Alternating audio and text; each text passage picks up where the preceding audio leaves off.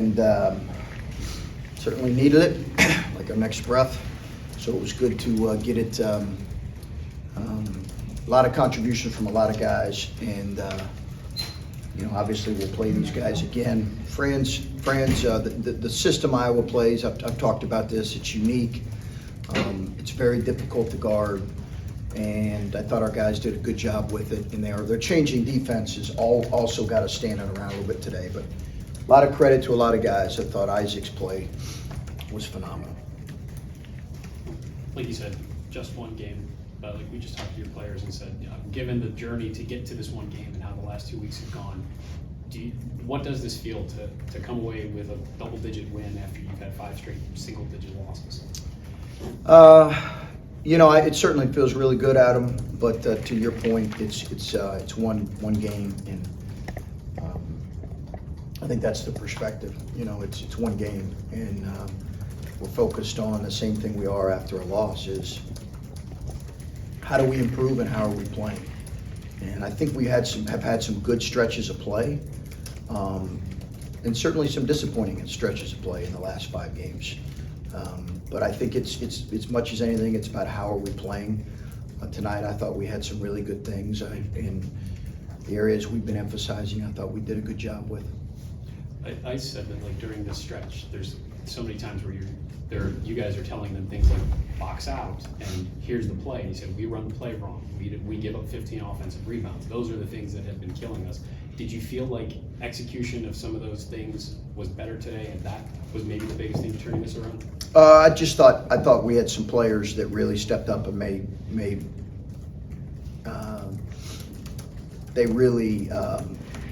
plays, and I thought we were a group that was really, really dialed in today. I do think, Adam, we still have a lot of areas where we just have to get better, and that's a byproduct of having a younger group and a relatively new group. We're not there yet, so to Ice's point, I think that's areas we got to continue to clean up. So to follow up on that, when you have these close losses, you get a win like today, is it as simple to say guys just executed, or were there more things that you saw that were the difference in between winning and losing in today and some of those closer games? Yeah, no, each game's different, and the opponents are different, and Iowa's obviously have won, 4 straight. They won 4 straight, or was it 4 straight? Obviously, one at Rutgers.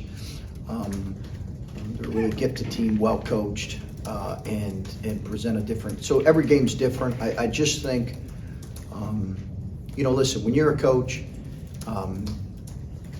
the challenge is to try to get inside the minds of 18 to 22-year-olds. And to do that consistently. And sometimes they're going to be open and honest with you, and other times it's going to be a bit of a guessing game. But what I've tried to do, and what we've tried to do, and a friend shared this with me years ago, is this time of year we tried to coach the heart as much as possible.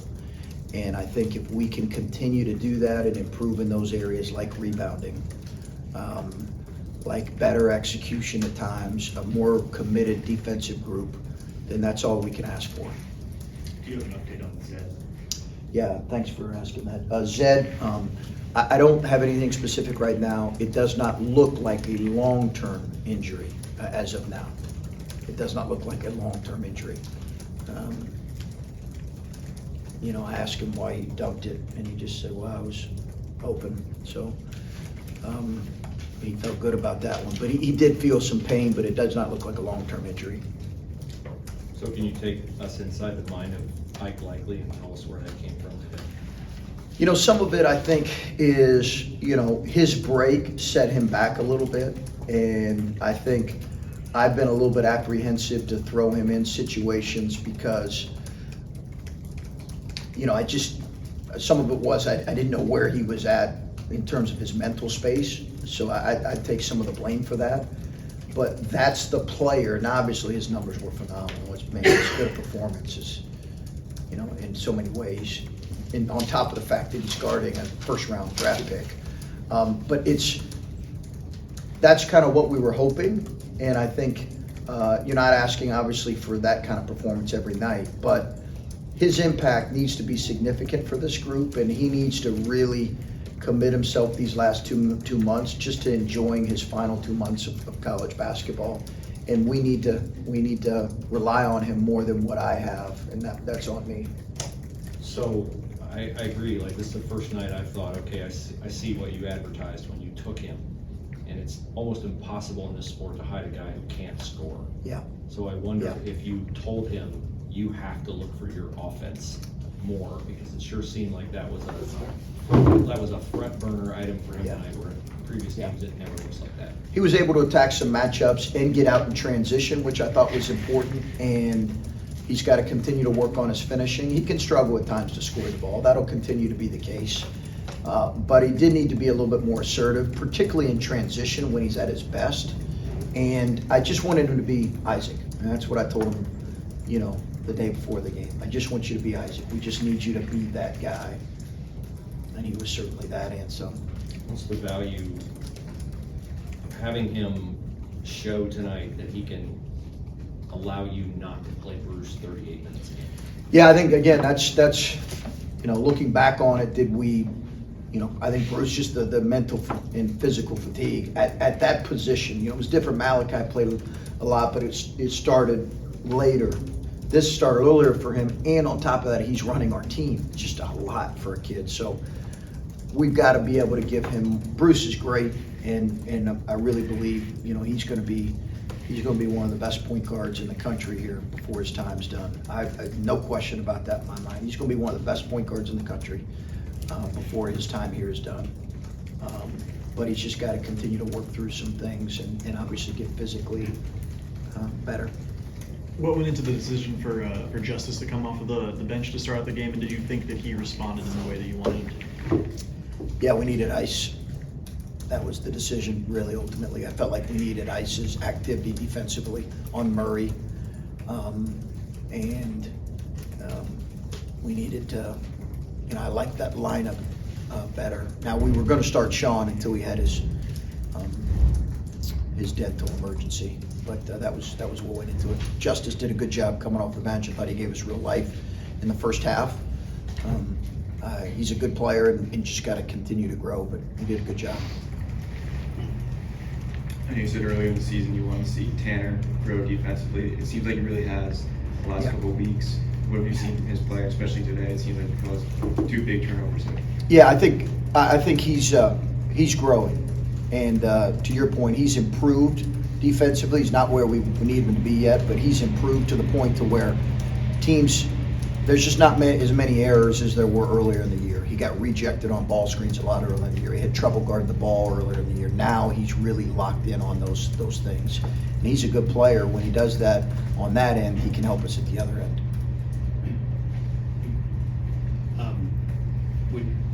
It seemed like you were able to maybe shift the focus of a few things to a few other guys. That we saw some more stuff from Roddy. Felix had an impact. Some guys that have struggled in this stretch seem to all collectively bring you a little bit more. Was that just a product of them taking advantage of their talents? Did you try to do things differently to emphasize a few guys differently today? We put in a few different things to move the ball a little bit more. And I think that allowed to free some guys up just playing. We did that the last couple of days, but we still have to continue to move the ball better, and the bodies have to move better offensively. And it also seemed like Bryce talked about trying to be aggressive. And I know he had 3 turnovers in the first minute and a half. You're probably pulling your hair out a little, but did you need somebody to have a game like he had here, where he gets 27 on 12 shots, and it just seemed like, I felt like there were times where he was gonna score, and he was gonna take this team where it needed to go. Did you need someone to do something like that?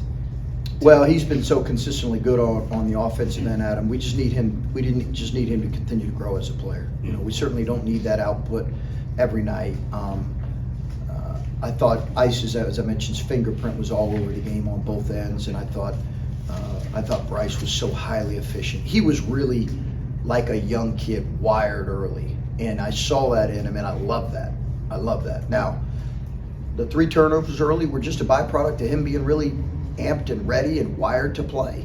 And once he settled down, I felt like he could be really effective, and he was phenomenal. Obviously, 5-game losing streak was emotion that comes with that, not just losing, but the close games over and over again. I said that they had a team meeting with all the players and just said, we need to take accountability, this is on us. Did you see a shift in the practices recently? Was there anything that changed between Nebraska and today? No, I think the team meeting happened maybe a week and a half ago or something. No, there wasn't anything significant. You know, we have a lot of private moments and private meetings as a team that people don't see, people don't understand, and it's not really for public consumption. So I'll leave a lot of that, you know, with between us. But I think all in all, you know, they've been probably talking more as a group than what they were earlier when they weren't experiencing as much adversity. I think they're probably talking more, and we'll see what comes out of that. And I think today were some really good things. But again, you know, I think the team meeting that happened was, a couple people mentioned, was maybe after the Minnesota game, perhaps. But it's never on the players. It's on all of us, and it always begins with me. So good for them, but we understand how that works.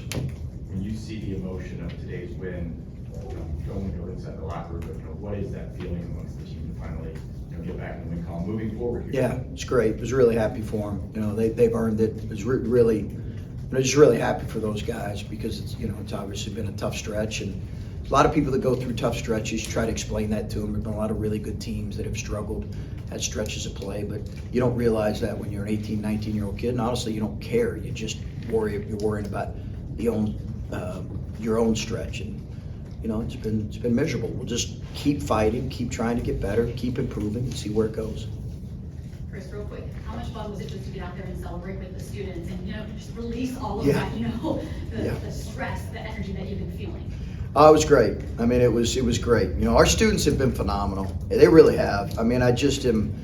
They've been phenomenal. I give our crowd a lot of credit, and thank you for asking that, because I do give our crowd a lot of credit today. I thought they gave us great energy, and there were some fun, exciting plays, you know, because of the attacking their pressure.